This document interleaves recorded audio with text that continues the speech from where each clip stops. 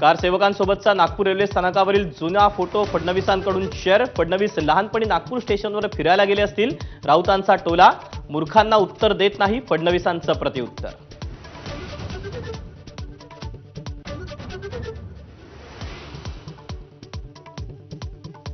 मनोज जरांगेंच्या मुंबई आंदोलनाचा दुसरा दिवस। बीडच्या मातोरी गावातून निघून पाथर्डी तालुक्यातील तनपूरवाडी मार्गे मुंबईला मार्गस्थ।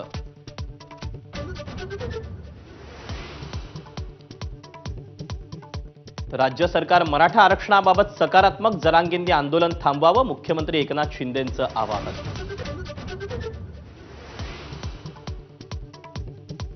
बावीस जानेवारीची सुट्टी रद्द करण्याच्या मागणीची याचिका मुंबई हायकोर्टानं फेटाळली। विधी शाखेच्या विद्यार्थ्यांची उद्याची सुट्टी रद्द करण्यासाठी केली होती याचिका।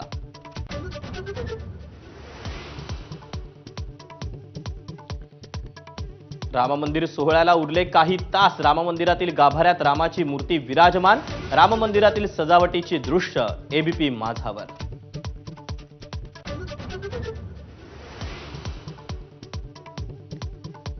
राम मंदिर प्राणप्रतिष्ठा सोहळ्यासाठी अयोध्येतील सुरक्षेत वाढ। अयोध्येच्या सीमांवर कडक बंदोबस्त।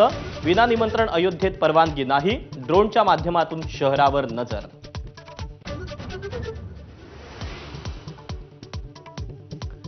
उद्याच्या प्राणप्रतिष्ठा सोहळ्यासाठी अयोध्येत 7140 खास निमंत्रित। 112 परदेशी पाहुण्यांचा समावेश।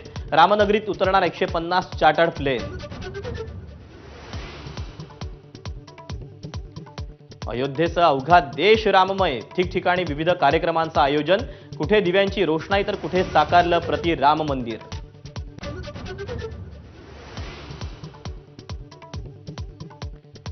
मुख्यमंत्री शिंदेंचा आजही डीप क्लीन मोहिमेत सहभाग। कुर्ल्यातील गणेश मंदिरापासून स्वच्छता मोहिमेला सुरुवात।